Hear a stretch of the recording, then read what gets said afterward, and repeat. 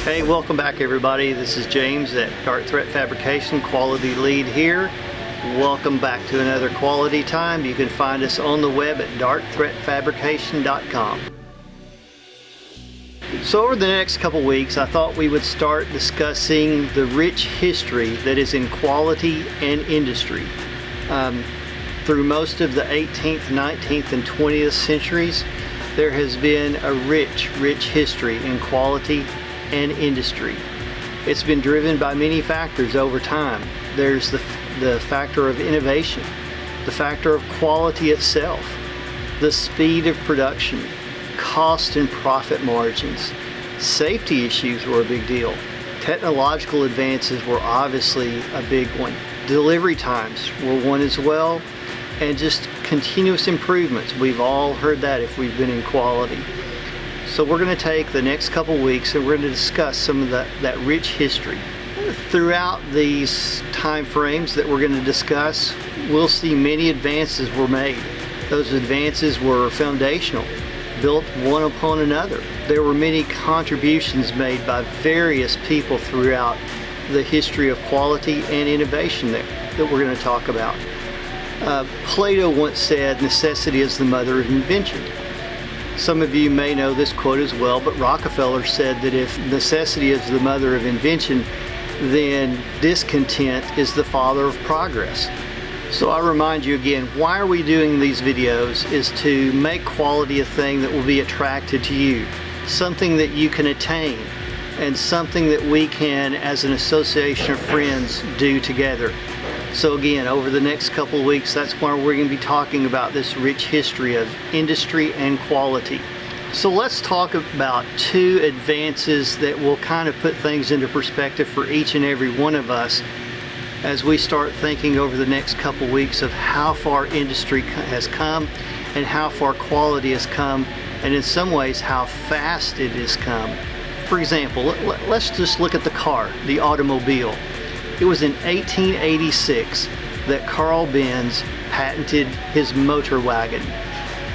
It went an astonishing 10 miles an hour.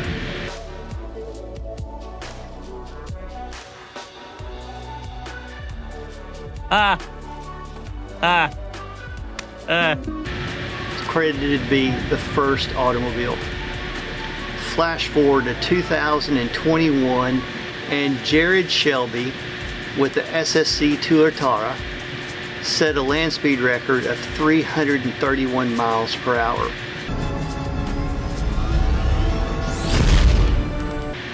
Did that happen overnight? Absolutely not. But it was advance upon advance, industry upon industry, that caused us to go from 10 miles an hour to 331 miles per hour. Let's look at the plane. In 1903, the Wright brothers famously flew the Wright Flyer for probably about 30 miles an hour for a whole astonishing 12 seconds. Flash forward to 1976 and the SR-71 set a speed record which still stands to this day of just around 2,200 miles per hour. Again, didn't do it overnight, but it was just step upon step. Innovation upon innovation, industry upon industry, advance upon advance, contribution upon contribution. Now, I like bringing up the car and the automobile and the plane because we're all familiar with those. But if we go back to that quote that we looked at from Rockefeller and focusing in on discontent, there's got to be a discontent for quality to grow. Because Henry Ford said, if I'd listened to people, I would have just made a faster horse. So there has to be a discontent with us for quality to have a full advancement in our organizations. So in the next couple weeks, as I've said, we're going to go through the industries, the quality phases, the advancements, the contributions that several people and organizations have made throughout history to make quality and industry what it is today. We're going to look at some of the forefathers of quality. We're going to look at the contributions that each of them made individually and how they contributed to a whole in quality. We'll look at advances both in quality and industry that fed off of each other. So we'll start looking at what is Industry 1.0 and Quality 1.0. What was Industry 2.0, 3.0, 4.0, and we'll even forecast a little bit of what Quality and Industry 5.0 is going to look like.